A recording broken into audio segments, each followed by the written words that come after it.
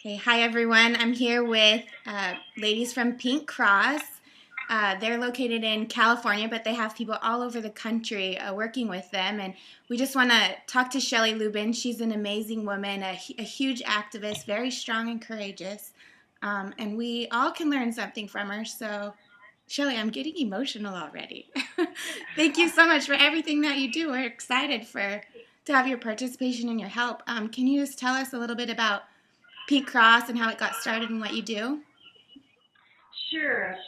I am the founder and president of Pink Cross. We established Pink Cross in 2008 because of the great need within the adult film industry in particular to reach out to women and men who are trapped in porn and offer them hope, emotional support, transitional support out of the industry. And it's been very fruitful. We've rescued, I think, over about 50 people just from the porn industry. We also reach out to women who are in the sex industry, but we largely focus on the adult film industry because there really is no help. It's a very male-dominated industry, so it's very hard for women to get out of this industry. We strongly believe it is sex trafficking, so basically we're rescuing people from their traffickers. So it's a lot of work, but we have a lot of support, and God is with us. So we've been very successful, and as you can see today, some of the women that we were able to help are now going to be speaking out with us. So God's really building an army. Yeah, who do we have with us today? Will you say a little bit about all these lovely ladies? Yes, we have Jenni, who lives near me, and she works for the Pink Cross Foundation. She's a huge advocate, and she's testified in court with me. She's really been there for me personally. I couldn't do it without her. And then, of course, we have Jan, who I call my General Jan. She's been with me since the very beginning. And we go to porn conventions together. We testify in court together. I mean, Jan and me have been doing this together since, I think, 2006. I started reaching out to the porn industry before Pink Cross was established. Then, of course, we have Victoria, who's new to Pink Cross, who's so courageous to share her story. And so God is just sending us really powerful women to be a voice together so that we can really take this industry down.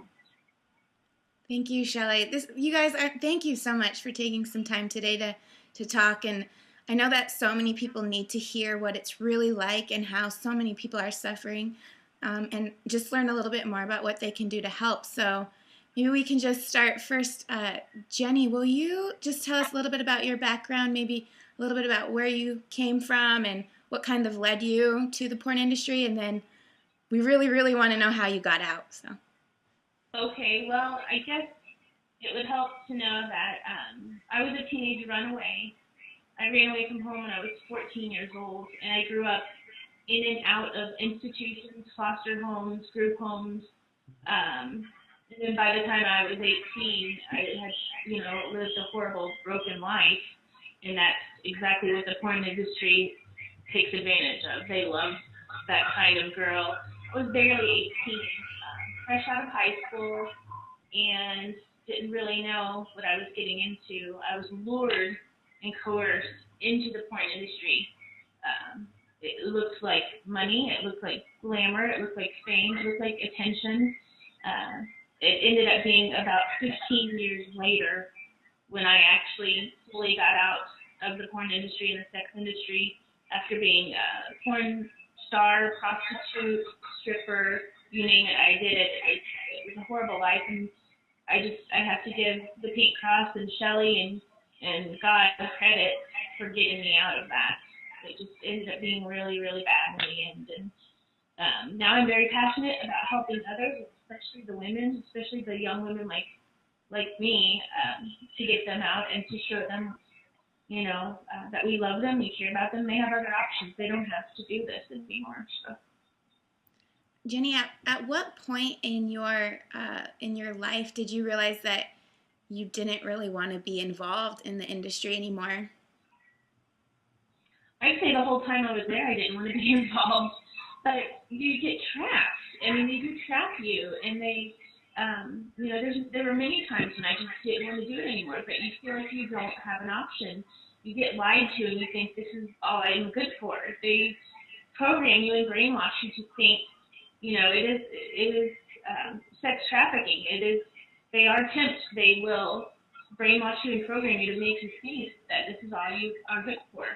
And I guess I just couldn't take it anymore. I hit bottom, and I just couldn't go anywhere but up, you know. So I think what really did it for me was the change of heart and some spiritual changes in my life that led me down this road. So. Thank you. We'll definitely ask you more questions about your experience later, but maybe Jan, you contacted me right when I was kind of first starting to get involved with anti-pornography efforts and with pornharms.com, and thank you so much for that support in the beginning. And your story is, I just can't believe it every single time I read it, that you're here and you've made it and you're so strong.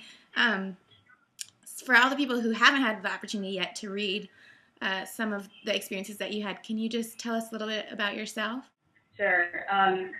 There was a bunch of different events that I actually feel led me into the porn industry, which is a commonality between, or I should say amongst a lot of the girls that actually get into porn. I was a product of a broken home. My parents divorced when I was 3, so I really never had the fatherly attention that I wanted and desired.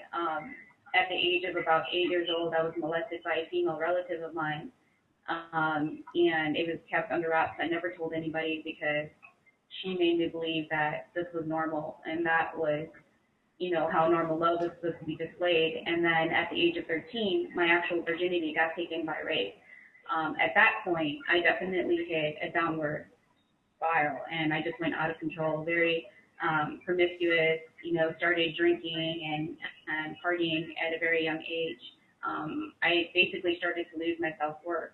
And at the age of 16, I met my ex-husband, now ex-husband, and I got pregnant at the age of 17. I had my daughter when I was 18. Very quickly, I began to see that my ex-husband wasn't going to support me. He wasn't the man that I thought he was going to be. You know, everybody thinks they're in love when they're teenagers, and it's just not the case. We very quickly had 2 more children, and I just found myself at a point of desperation. I needed my family. He wouldn't work. He wouldn't get the job. And I started getting into prostitution, dominatrix work, and stripping to make money on the side, all while trying to go to school and supporting my family and supporting him. It went off and on like that for a couple of years. I stayed within the adult industry off film, doing things like that. And then in 2006, I found myself in the same situation. Even though I thought I'd never to do that type of work again. And I started looking online, and I found in Craigslist, the adult section that they had at the time, the erotic section, an advertisement for BBWs.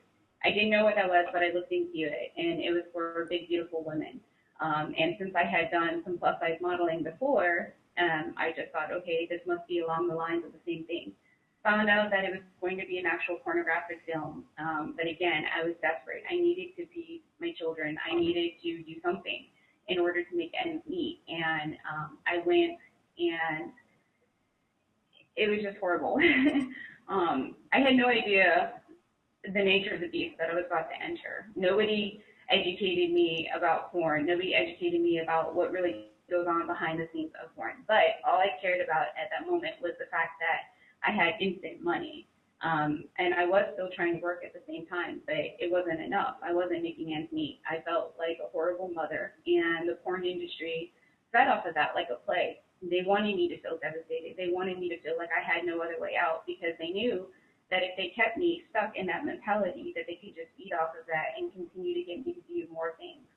I stayed in the porn industry doing things that I would never even imagine to do, even as a prostitute, but definitely not in a personal relationship. They used money as a means to coerce girls like myself to just do whatever they wanted. They held paychecks above my head. I just found myself void. I was empty, and I was just on the verge of suicide. And I just got down on my knees after about 1.5 years in porn, and I just started crying out to God, and I was like, you know what? If you don't save me, I'm taking myself out of this equation. I had gotten addicted to drugs. I had gotten addicted to alcohol because they use that on porn sets as a means to get the girls to do whatever they want. And I had had enough. I didn't know who I was. I wasn't being a good mother. I wasn't being a good provider. I wasn't anything in my eyes. After a couple of hours of praying, I got online and I searched porn help, and I found Shelley. And Shelley immediately started to respond with gifts of encouragement and love, and just sending me cards, just sending me hope, basically through the mail and on the phone and online. And it was only a couple months after that, in October of 2007, when I decided I had enough of the porn industry, that I met up with Shelley, and we went to our first porn convention together to reach out to people. Wow, Jan, thank you. You're so strong. Thank you. Victoria, I really want to hear your story. I actually don't know very much about you, and so please share and let us know kind of where you came from and how it got started, and then how you got out. Okay, I was born and raised in Arkansas, and I didn't come from an abusive background or that kind of thing, but I always kind of had a problem with myself. In school, I was a girl that was always picked on or bullied or that kind of thing. I kind of always felt insecure with my girlfriend, and I never really got their level of attention or anything like that. When I got out of high school, I met a girl that danced in strip clubs and would take me to work with her, and it kind of exposed me to all of that. And she also exposed me to pornography, magazines, that type of thing. And I would go with her, and I would see the attention that she was getting. And to me, it seemed glamorous to be able to get that kind of attention that I felt that I lacked up against my girlfriends in school and having been bullied, that type of thing. I ended up entering a contest in Hustler magazine. It's kind of a joke. And they flew me out to Los Angeles, and I posed for the magazine. And then from there, I got kind of sucked into the adult film industry off of that. You know, they told me that I was going to make lots of money, I was going to be in all these movies, and they made it seem a lot more glamorous. So I got sucked into the industry that way. What happened when was it as glamorous as they made it seem? Let me unmute myself. Was it as glamorous as they made it seem? No, it wasn't. My big thing, that happened to me while I was involved in the industry was I had never had anal intercourse ever in my life, ever. And I didn't want to. I made that perfectly clear. And that happened to be what happened to me, was that they anally raped me on a porn set. And there was nothing that I could do at the time.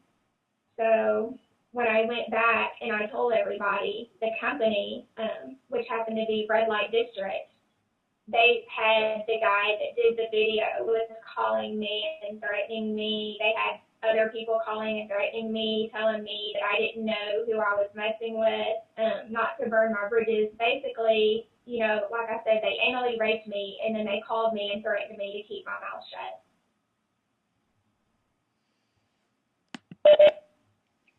At what point did you realize that you just couldn't do that anymore, and what made you want to get out of it?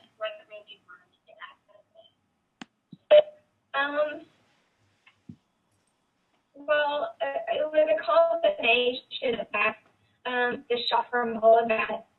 And when I had actually gone in a few days later to receive payment on that job, the guy that did the video, the director, told me that his video was going to make a liar out of me. And I was screaming and hollering at him, and it was really ugly, actually.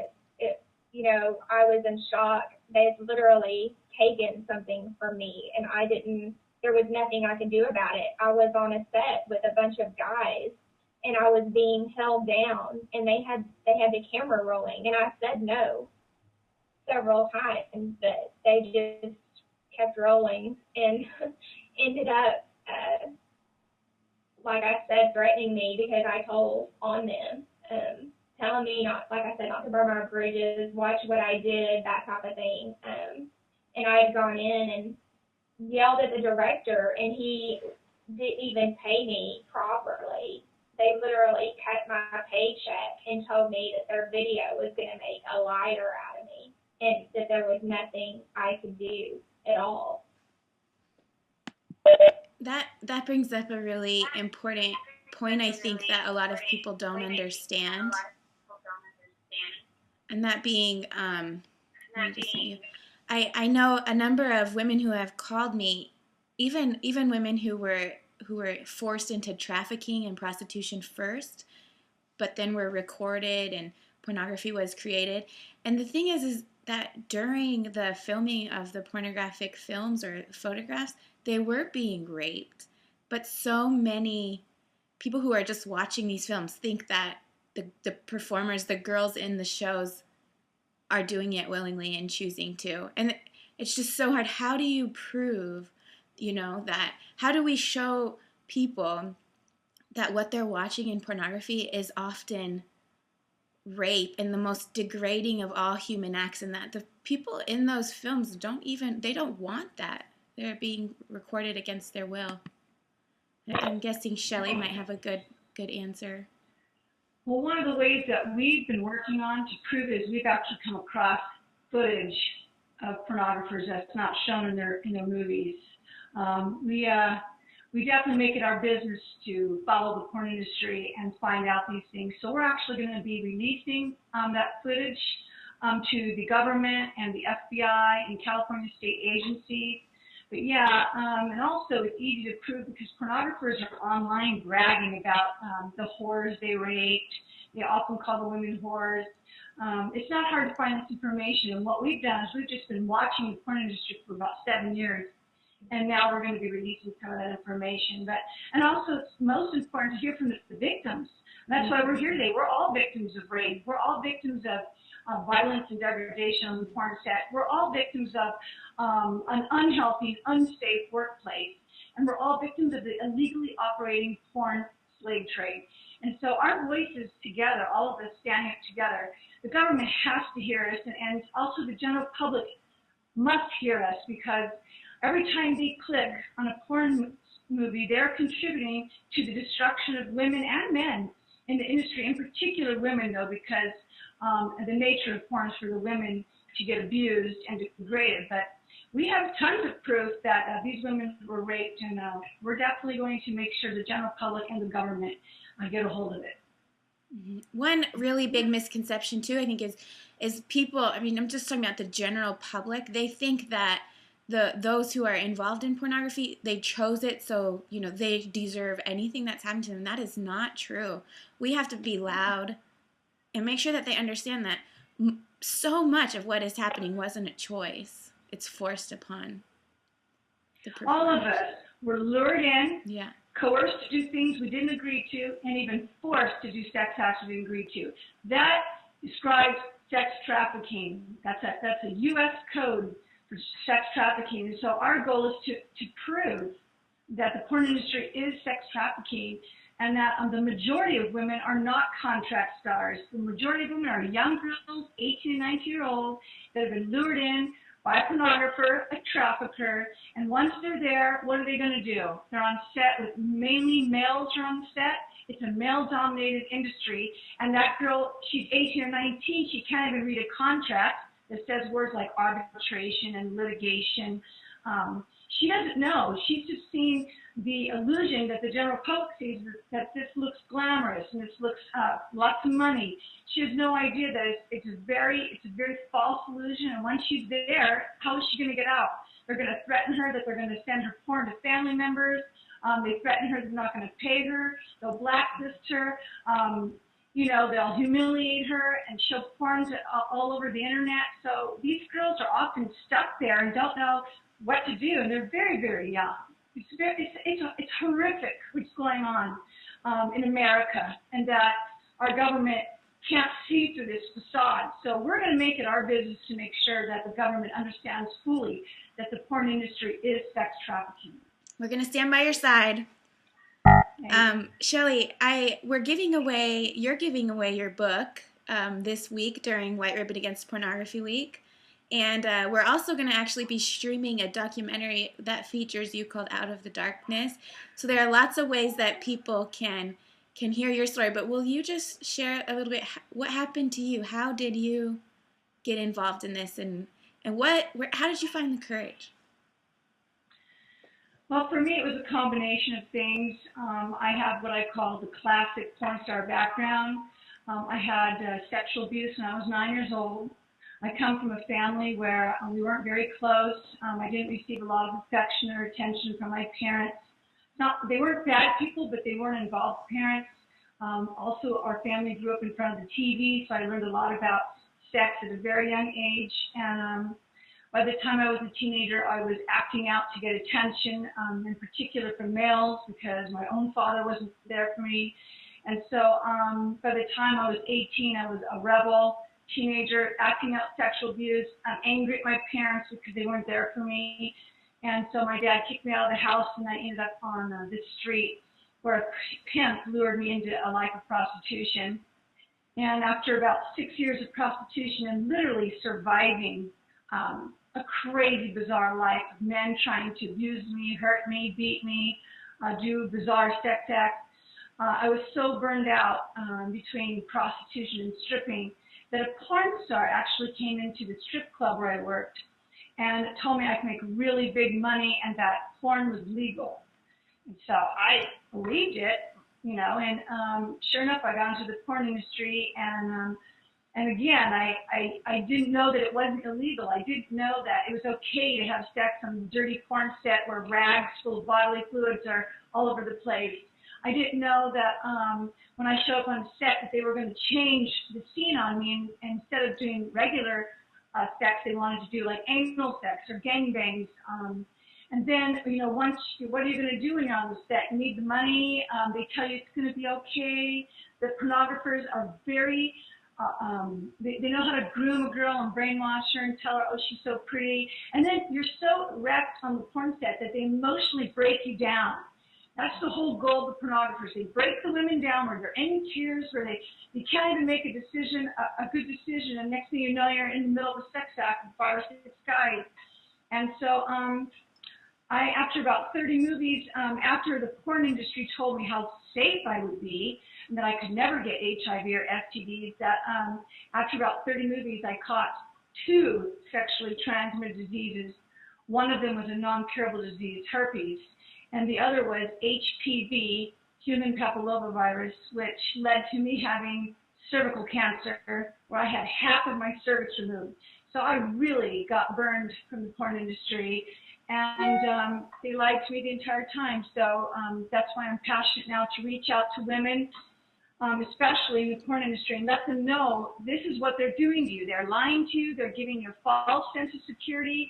They're fraudulent doctors, fraudulent clinics, fraudulent pornographers. It is sex trafficking.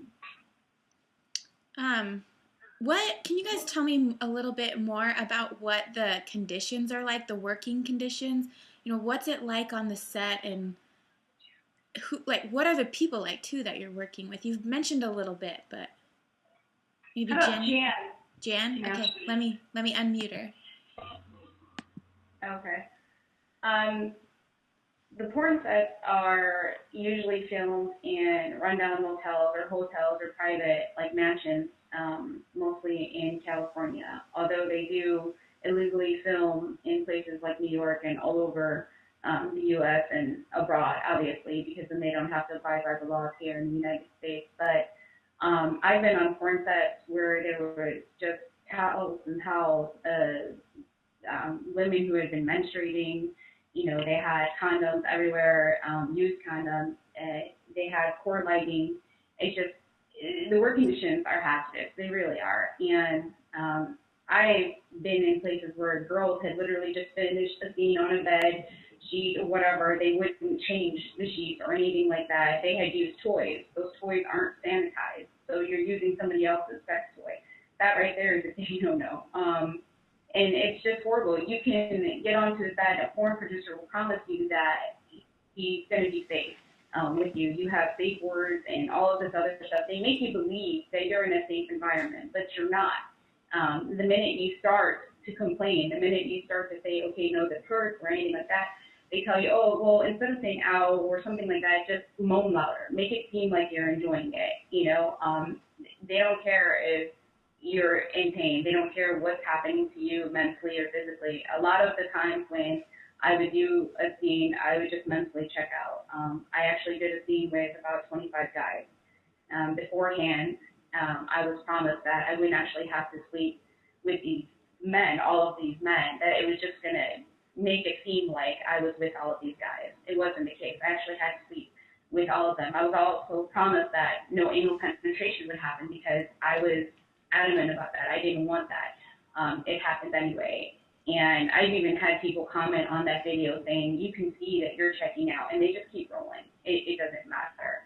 I was in shock. I wasn't right after that. I actually caught herpes and chlamydia from my time in porn. And there is no promises that are going to be kept in the porn industry. It doesn't matter what they say. It doesn't matter how good people think that they're being treated. You're nothing to them. You have no human value. You have no self-worth. And they want to keep it that way. I actually had my own website, which is still unfortunately up. And once you sign that paper, you're signing your life away because there's just too many people that are scared to go against this multi-billion-dollar industry. There's too many people that are scared to have a voice because they're going to get threats. My web producer threatened me constantly to break me, to take my children away even. So it's not good. I mean, there's nothing glamorous about it. There's nothing great about the porn industry whatsoever. Was there drugs and alcohol on the set, usually? Oh, yeah, definitely. They use it as a means to get more out of you. They know that if you're high, what cracks me up about it is that they literally film you, asking you, are you aware of what you're doing right now? You know, they ask you how old you are, you know, where are you at, things like that, to prove on camera that you know what you're about to do. But most of the time, I had no idea what was going to happen, because as soon as I got to a porn set, they would change it up on me, or they'd offer me alcohol. You know, they'd offer me marijuana, they'd offer me painkillers, they'd offer me Vicodin. Anything that would keep me mummified, basically, is what they have on the porn set. And they know that if they can get these girls to use these drugs and to continually use these drugs, then they're going to get more and more hardcore scenes out of them. And then if the girls try to come back later on to question this, then you're just going to get threatened for it. You're just going to get harassed for it. You're definitely going to be threatened not to ever work in the business again. And unfortunately, even though most of the girls don't like what they're doing, they like the instantaneous money. Right. What's it like after? I mean, you're explaining 25 men in one shoot. What does that do to your body, and how are you able to handle that kind of, physical? I couldn't urinate properly for about at least 2 weeks after that. I couldn't have a proper bowel movement. I was in pain. I'd walk around holding my side. I had severe cramping. I was just sick to my stomach. I couldn't eat right. I couldn't think straight. And the only thing that would numb it for me was alcohol, was drinking after that. I couldn't even work after that. And they didn't care. And what made it worse is that immediately after the shoot was finished, I thought that all of the guys that had been hired to do the set, to do the scenes, were already men working in the industry. I was promised that all of their testing was going to be taken care of by the producer and that I didn't have to worry about a thing. That was anything but the truth. Guys started coming up to me. I'm laying there covered in saliva and semen and everything. And guys wanted to take pictures with me, guys that I had just worked with in that film. And I started to question the producer. Well, wait a minute. I thought these guys were guys that were already working in the industry. Why would they want my picture? Why would they want my autograph? I come to find out that they actually answered an ad to sleep with their favorite porn star. And it was an ad that was put out in some newspaper in California. And so then I'm stuck about, well, did I just get HIV? Did I just get AIDS? Who are these people? There was no protection used whatsoever. I mean, their bodily fluids were all over me, inside of me. What, you know, I mentally and physically checked out for a long time after that. And that was really when the breaking point started to happen for me. Shelley, I know Jen mentioned that there were condoms, used condoms all around the set, and it reminded me about a lot of the work that you're doing in California. Are there laws that make people use condoms? There are laws. It's actually in the state of California, Cal-OSHA, which is California Occupational Safety and Health. They have a penal code that states that adult film industry workers in particular must use barrier protection when filming these scenes. It is illegal for bodily fluids to touch skin and mucous membranes, and yet the porn industry blatantly disregards the law, and they blatantly break the law, and they do not use condoms. It's like maybe 2 companies might allow condoms. The other 800 absolutely will not want it, and that's because the people who are viewing porn are making a demand on the porn industry that they don't want to watch porn with condoms. And so right now, the state of California, due to efforts of AIDS Healthcare and the Pink Cross Foundation and the Los Angeles Public Health Department, we've all gotten together, and we are now in the formal rulemaking where they're actually going to even amend the penal code so it's even more clear to the porn industry that they must use protection, that bodily fluids cannot touch skin and mucous membranes. And so obviously the porn industry is so worried about their money, and they're fighting it as much as they can. They do not want to protect performers. They do not care about performers' health. They care about the feasible economics.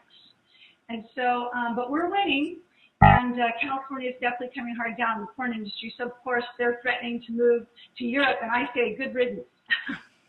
You know, so as long as you're out of my country. Yeah, it's really, it's because former porn actresses have been courageous and testified that they are not allowed to wear condoms. The porn industry will lie and say, well, we offer it, it's condom optional. It's not true. Women are not allowed to use condoms in porn film because that kind of porn won't sell. So really, I hold the consumers responsible too, because the consumers make the demand. The pornographers record those demands. They record the habits of porn addicts, and then they go make those demands on the girls so they can sell their porn. Are there regulations and actual laws that make it so that performers are supposed to be tested for STDs, and is it supposed to be recorded somewhere, or how does that work? No, it's not a law that they're supposed to be. There's not even a law. Wow. Excuse me? Just said there's not even a law. I can't believe that. There's no law that mandates that adult film performers should test for STDs. They only test for about every 30 days, and they think that's going to prevent STDs. They actually believe the lie from the porn industry that testing is enough.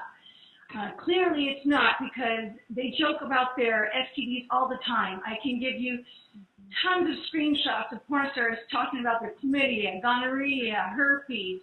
In fact, AIM, the Adult Industry Medical Clinic, was recently closed down, and for one, they're a fraudulent clinic. They were, all the porn stars mainly went there to test because they trusted AIM, but actually the Los Angeles Public Health Department reported that AIM reported 26 cases of HIV among performers, and the Los Angeles Public Health Department also said there's like thousands of STDs of like chlamydia, gonorrhea. So of course no one tells the porn stars all of this, you know, what's really going on. So now that's what Pink Cross does. We actually go into the porn conventions and educate the women and men about the risk they're taking, that they're going to catch an STD.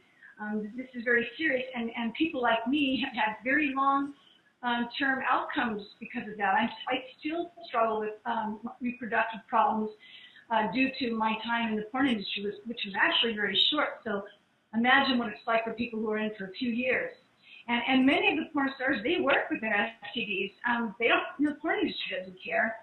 So, you know, at least California is finally paying attention. So at least we've got the safety and health angle, but Pink Cross is mainly interested in the sex trafficking angle. For sure, the porn industry is breaking major sex trafficking laws. So we intend to influence our government to do something about this immediately. Yeah. I once read a research study that said, I'm pretty sure it said that people who get into the sex industry, they usually only live for about 7 years, and they either die or they kill themselves or something happens. Is this true? What is your experience? How many people that you've worked with have lost their lives, probably because of their involvement in pornography? It's tragically sad, but I am sure that no other industry kills more people than the porn industry, not even the music industry. I actually did a research project comparing the music industry, which is about at least 10 times bigger than the porn industry, and the music industry had less deaths than the porn industry, which is only about a few thousand performers. And out of that few thousand performers, 36 porn stars have died just in the last 3 years, mainly due to tragic death like homicide, suicide, drug overdose, HIV, AIDS. And I believe another 20 died from premature death. So there was actually this man online who did a research project on the lifespan of a porn star, and an American is about 78 years average lifespan, where a porn star is about 37 years average lifespan. So the porn industry definitely destroyed and killed human lives. One thing that go ahead. I want to add this. To get all of the, Pink Cross has done a lot of research on the deaths in the porn industry. You can find all of that on our website, thepinkcross.org, where you can see all the deaths that have happened since the 1980s, probably. One thing I'm curious about, I was recently married, and I can't stop thinking about possibly having kids in the future, but it's so scary and terrifying to know, the dangers that they will face. And I know that many of you are already mothers and were mothers in the very beginning, and I can imagine that must be a huge fear that you have. How can you protect your children and make sure that they don't fall prey to these, the men who are just waiting for them for any vulnerable moments they can find? What can parents do? Well, I have 3 daughters, and I've communicated with all of them about the harms of pornography. I've been honest. I mean, at this day and age, you have to talk to your child about the porn industry, because there's over 470 million pages of porn that we know of. And there are predators online seeking women or young women and young girls. They're all over online. You have to talk to your child, especially like my children. I was just honest with them about, hey, this is what they're going to say to you. This is some of the things they'll tell you are pretty. Please don't talk to anyone you don't know. And educate parents. I can't believe how naive parents are about the porn industry. They just assume their child is safe, and no child is safe online. The porn industry makes it their business to prey on children for a couple of reasons. One, they want to make more porn consumers. So they actually brag, and in a piece of evidence that I found, that the class of 2000, all of them have been raised on porn, and so they're now porn consumers. So the porn industry goes after young consumers because they want more consumers. And then also the porn industry needs fresh meat all the time. They love to film fresh meat because they can get them to do harder scenes. The girls don't know what they're doing. They can take advantage of them. Whereas a professional porn star may say, no, I'm not doing that. But usually they have to get the young 18 and 19-year-olds, also because porn consumers are demanding teen porn. Teen sex and amateur sex are the 2 top genres, the most popular genres in the porn industry. So obviously they need young girls who don't know anything about the porn industry. So, and they go on Facebook, they go on MySpace, they go on social networking sites, tell the girl, you're so pretty, I've never seen a girl like you. Do you want to come to LA just to model? Just calendar modeling, bikini modeling. The girl believes it. They show her all the money. Then she gets there, and next thing you know, she's in the middle of a porn act on a set, and she can't do anything because it's mainly men on the set. And of course, they're walking her through, you can do this, honey. It'll only hurt for maybe 5-10 minutes. Oh, you're so hot. I've never seen a hot girl like you. You're going to make so much money. You're going to be so famous. You know, just brainwashing her and grooming her. And so I just hope parents will hear this and make it their business to really talk about their children about the porn industry, and they can get a lot of information at thepinkcross.org, pornharms.org, or excuse me, pornharms.com, Morality Media. I mean, there's many organizations that actually teach people how to communicate with their child. But please don't just ignore it. Porn isn't going away anytime soon. So you've got to do whatever it takes to protect your children. I have another question for you guys. I didn't ask you this before we started, but one thing I've realized in my efforts with anti-pornography stuff is that there's a lot of pushback, and a lot of people want us to stop, and they don't want to hear the bad side of all of these. They don't want to hear about the harms. They just want to, you know, watch pornography in the dark corner late at night by themselves, and they think it's not hurting anyone. But I just wonder if you can just share a little bit of the pushback that you guys get. People need to understand that it's not easy to speak up like you're doing, and that, you know, people are just, maybe you could explain a little bit. You don't have to name names and stuff, but what kind of pushback are you getting because you're standing up and speaking out about this? Well, that's the easy answer. You can just type my name in Google to see all the opposition.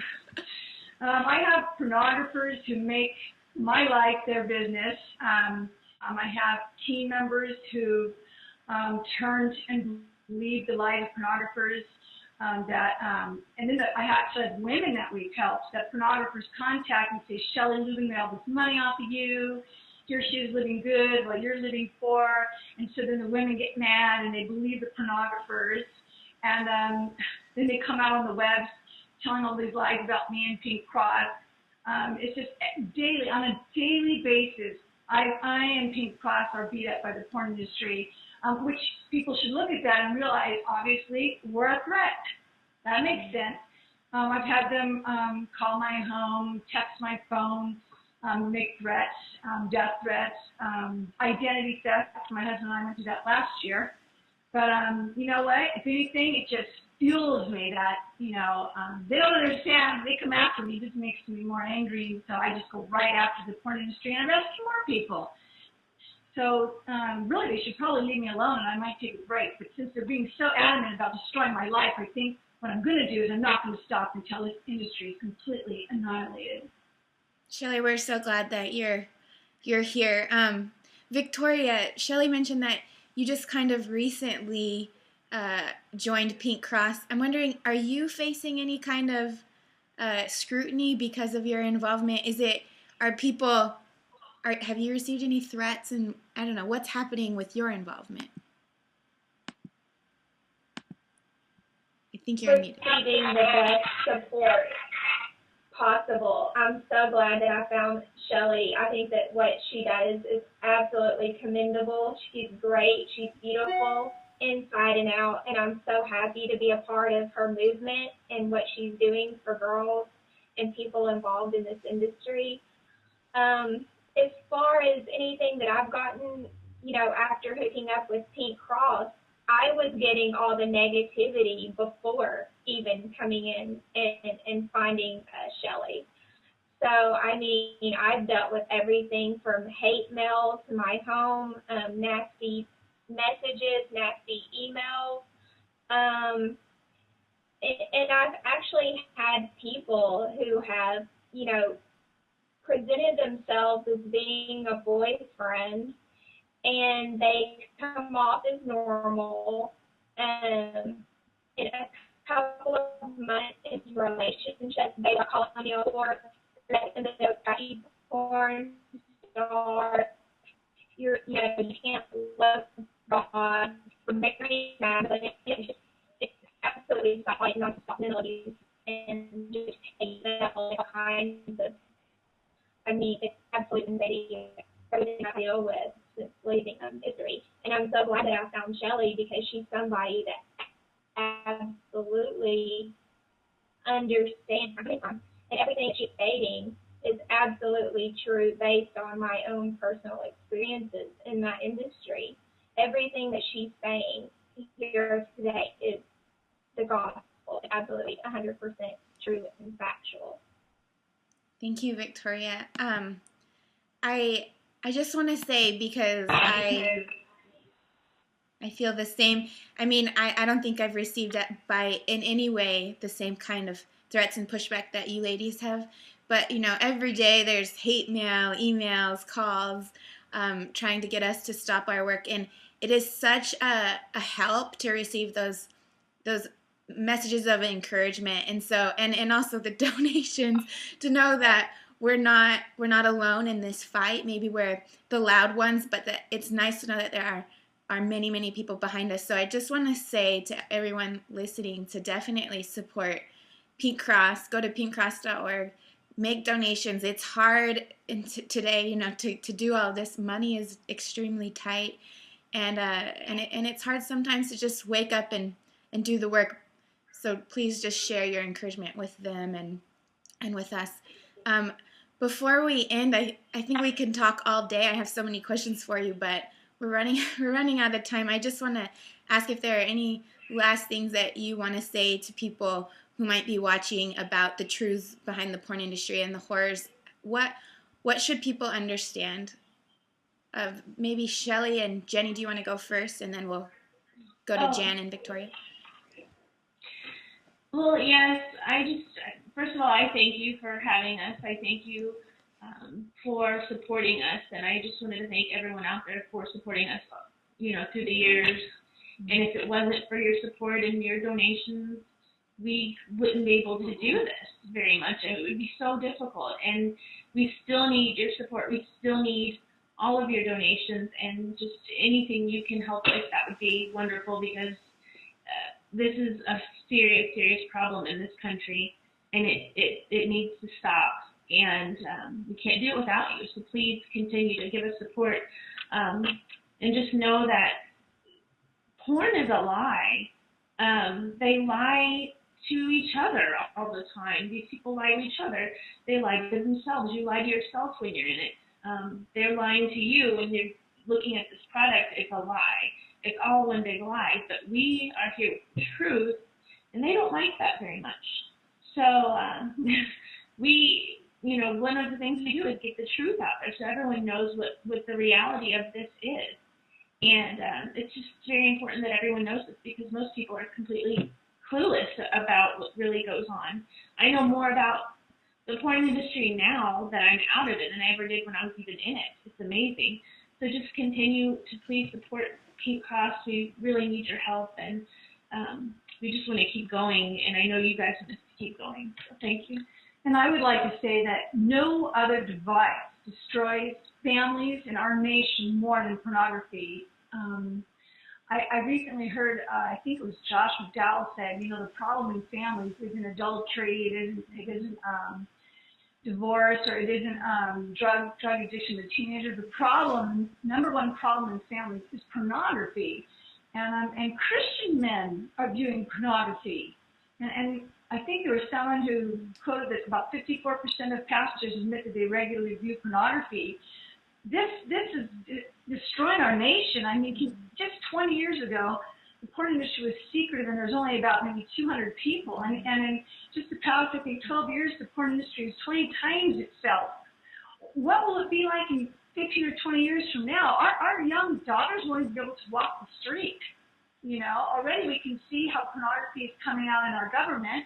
I think we did a project where we found there's about 32 lawmakers in the last few years that were all caught with porn. And then there was a recent news by Anderson Cooper that said 5,200 Pentagon employees were caught with child pornography. I mean, how much did it take before our country is completely destroyed by pornography? People need to wake up, because you will not have a country to live in or a safe place to live in within 15, 20 years. And here's something to think about. I get a lot of emails from the military, and all of them are writing me, telling me, please, Shelley, help me. I'm viewing porn. I'm over here in Iraq viewing porn, and then Iran viewing porn, Afghanistan, wherever. And my husband was in the military, so we know it's true. And I'm thinking, you know what? our military is being devastated by pornography. Weekends where other countries' military is not allowed to be pornography. And so, it's just like, it's all, America's going down and down and more, simply because of pornography. And so I'm just pleading with Americans, please do something about this. Every American should have a family meeting in their home about pornography. Everyone should question. All computers should be checked. This is very serious, and if someone in your family is doing pornography, you need to get them help. They need to get help. Don't just ignore the problem. It needs to be stopped now. So please, wake up, America, and do your part. And let's kill our nation from pornography and turn back to God, the only source that truly can heal our nation. This nation was established on Christian principles, on Jesus Christ, and on the God of Jesus Christ. So please turn back to God and let him heal our nation. Otherwise, I'm going to move. I'm going to move in 20 years if pornography overtaken our nation. God help us. Victoria, do you have some last words to share? Absolutely. I would like to thank you also for having me on, and especially Shelley for giving me the opportunity to come on and share with you my story. My hope is that I can band with her and her organization and we can get some things done. I mean, my heart and soul is in this. I know what it's done to me in my life, and I want to stand with her and help others out there to know that the industry is a lie. It's an illusion. You're so coerced, and they feed you so many lies, and you don't. I mean, nobody the ramifications of what's going on. I'm just so happy to be here and be able to share this and hopefully help others to understand what really goes on in that industry by being able to share the story and to work with Shelley. Thank you, Victoria. Jan, you? I just want to add that porn doesn't just harm, it literally kills. Not just because of secondary negative effects, like people getting HIV, AIDS, and things like that, but, more importantly, what's seen is the relationship factor. People have this false sense of what a relationship is supposed to be because they're viewing pornography, what a marriage is supposed to be, what sex within a marriage is supposed to be, and it's all lies. And it just kills people's minds, especially our youth, where they're walking around with this false sense of masculinity or femininity, especially young girls. They're thinking, oh my God, I'm supposed to look like this. I'm supposed to have, these huge fake boobs, and, my hair is supposed to be a certain way. I'm supposed to walk a certain way. I'm supposed to let men just take advantage of me because then I'm truly wanted. Then I'm truly beautiful. Even with my own daughter, I've had to go over it time and time again, because she's 14 and in high school, and she has boys approaching her, and it's just something that needs to be addressed constantly. And we do have a voice, we do have a choice, and when it comes down to it, you will have a vote in the matter. I mean, you have a vote daily to turn on your computer, to say, okay, I'm going to do this, or I'm not going to do this. You have a choice to talk to your children about it, and to make other people aware about it. It has to stop being taboo, because it's not taboo enough for you to do it in the privacy of your home. So talking about it shouldn't be taboo either, especially with your children and family members. And, if it weren't for people like Shelley, I wouldn't be here. I know that I wouldn't be here. If God had not used her to reach out to me and to draw me out of my darkness, I wouldn't be here hugged on and love the thousands of necks that I have. And it is hard, and that's why support is so necessary. We need support in any way, shape, and form. Prayers are great, but it's going to take a little bit more than that to take a stand and to keep standing. Thank you, Jan. I just want to echo that by saying, we're 20 plus years now into the internet age, and for a long time, the pornography industry has been given a free pass to do whatever they want, to treat people, in the most horrible of ways. But now there are so many people fighting back, and we're stronger than ever. Next to you stands so many other groups and people who are working very, very hard to shed light on the harms of pornography and to help do something about it. And so I just want to say thank you to Pink Cross. You can learn more about them at pinkcross.org. Please support their efforts, especially financially, if you're able to.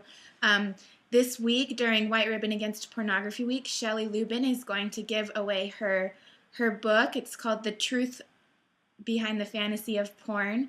And all you have to do is go to her website, shelleylubben.com or pinkcross.org, sign up for their newsletter, and she will send you an electronic copy of her book.